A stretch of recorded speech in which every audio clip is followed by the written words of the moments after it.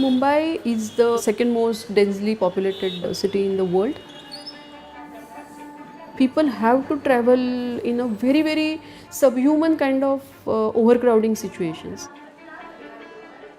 This is a very desperate situation. Because there are no other option, people have to somehow push themselves in the trains. Almost 8-9 people die every day on Mumbai suburban tracks. In last 5 years, there is an increase of almost 56% vehicles on the road. The city is actually gasping for the space. Life for average Mumbaikar today is so full of stress and it is so difficult that without this new public transport system in the form of metro, it is very difficult to bring relief or comfort. Metro Line 3 is India's first fully underground metro network.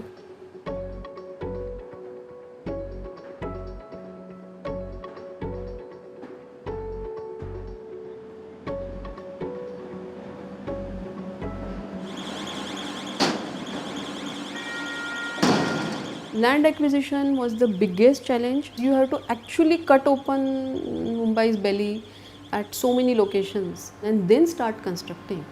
And that too in a crowded city like Mumbai, in the vicinity of residential areas, without stopping the traffic. You can see this is a open ground which we could get, but this is part of the famous Azad Maidan playground of Mumbai. Initially that was a big problem because people thought that their playing area is getting restricted. When the tunnel passes through different buildings, in some cases it also goes below the temples and prayer houses of different communities. 2 of such temples are falling on our alignment. If the metro construction will be executed within our most holy Atash Behram, then people will visit the holy fire with a heavy heart.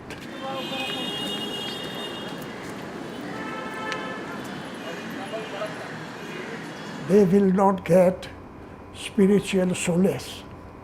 It's a great disaster for our community.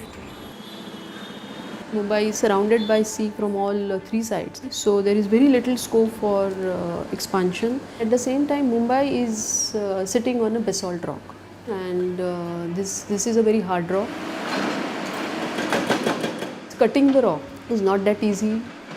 There are tunnel boring machines which actually are made for cutting of rock. But during monsoon there are a lot of issues because it's raining heavily, waterlogging occurs. And despite all the necessary infrastructure, there is a danger of these areas getting flooded during monsoon.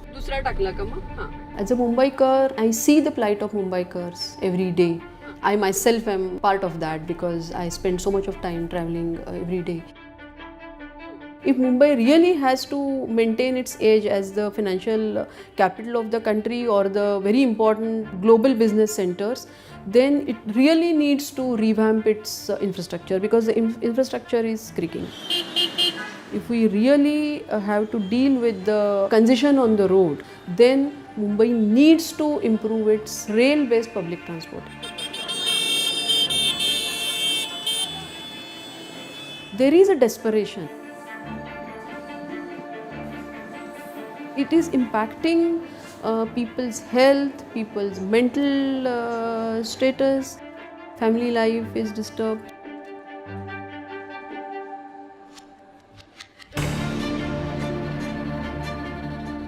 Of course, a metro can't change each and every scenario, but it will definitely change the way people commute in Mumbai. Keep the city moving.